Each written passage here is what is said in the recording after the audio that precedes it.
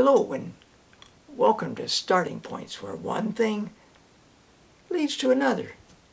And I'm going off on a little branch here because thinking about farmers and farming in England, I couldn't help but think about the role that the workhorse played. And that goes for other countries as well. So I wanted to share a couple of books with you. The first book that I want to share is by Michael Maporgo, and it's called Warhorse. It's really a multitude of stories that link up and fascinatingly told, and brings up points about the First World War and the part England played in it, and the part that the warhorse that was shipped over to be a part of the cavalry, and how things changed. And it's a very nostalgic, beautifully written novel. Now, and I highly recommend it. There's lots of things that come to mind that I could speak about in relationship to it, but better to read what Michael has to say. And 15 years after this book was published, he came back to the workhorses and wrote a book called Farm Boy. And it's almost got 2 stories in it.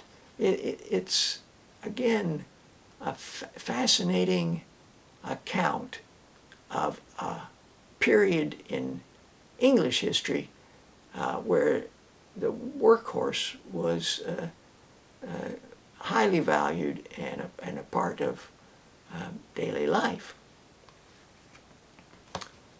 And I got thinking, well, what else? And then I remembered another Englishman who's written about that. That's Ted Hughes. He wrote a book called What is the Truth? And the book has got a subtitle, and the subtitle's a little puzzling to me. The subtitle says, A Farmyard Fable for the Young. And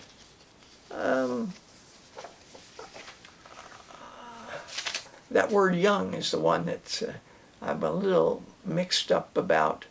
Where do you place the young? And I'd like to share this poem. Now, I think it's an outstanding poem. I don't know if I can do it justice, but I think it's an outstanding poem. It's called Shire Horses. One time we had nothing else, of course, and handsome they were.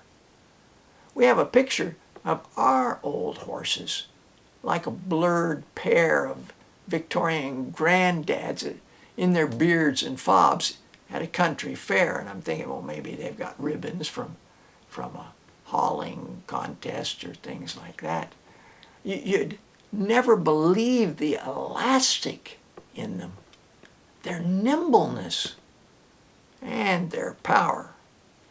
Though they'd look like wispy old haystacks propped up and leaning there, they could earthquake like flood water, brown-backed and tossing over a weir. Every road and yard reeked of horses. They were everywhere. Hard to credit it now. I sometimes dream I'm back there, my stare sunk in the wave that lifts and sprawls aside from the plowshare and dirt that gets rolled over.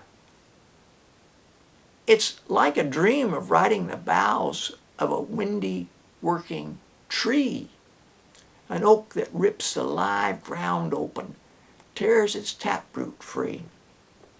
My horses are great creaking bows, and all I seem to see is their huge plumb-tight haunches revolving heavily like mill wheels, watery quake weights, weighting the earth like old shaggy angels. I'd gaze into their furnace glow and go in a daze for miles. Our last friendly angels, that's what they were. Their toil was a kind of worship, their every step a bowing of prayer, hidden under tangled hair and sweat. But the tractor shoved them all straight back to God. It didn't take much to undo them. They were made of the stuff of souls, and the little gray Ferguson rattled straight through them. Now, you'll not see them, but I saw them. So, for the young, I don't know. It appears in this collected book of poems by Ted Hughes. It's also in there. All the poems that appeared in What is the Truth appear in this book. And illustrated by Raymond Briggs. Again, children, and I just think of I tend to think of a little older age range than maybe what one would call children, maybe teenagers, or but it's a moot point, really. It's got some neat poems. Here's a book that doesn't try to classify an age group. It's the Poetry of Horses, compiled by William Cole. And he's got poems by all kinds of people who introduced me to lots of poets I've never heard of before. And I love his collections. He's done them on dogs. He's done them on, numerous collections of poetry.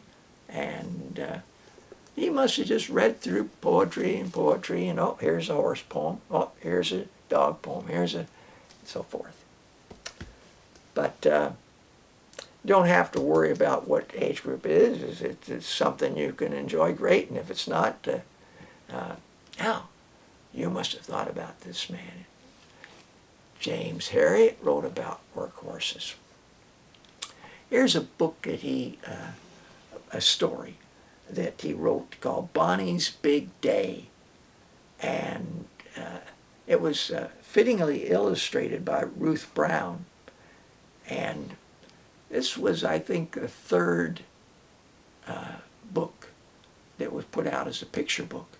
I'd bought the first two, and then I bought this, and then I bought another one a few years later, and then another one. Shared them with my children, shared them in class. This book I've read to students. But after that flood of 8 novels, stories came out, they put them all together in one book, which seems like a real bargain to get all 8 of them, all complete with the illustrations and all. The stories are Moses the Kitten, Only One Woof, Christmas Day Kitten, Bonnie's Big Day, Blossom Comes Home, The Market Square Dog, Oscar, Cat About Town, Smudge, the Little Lost Lamb. Now the last 6 were illustrated by Ruth Brown. The first 2 were illustrated by Peter Barrett, who did a fine job as well. Well, thanks for joining me.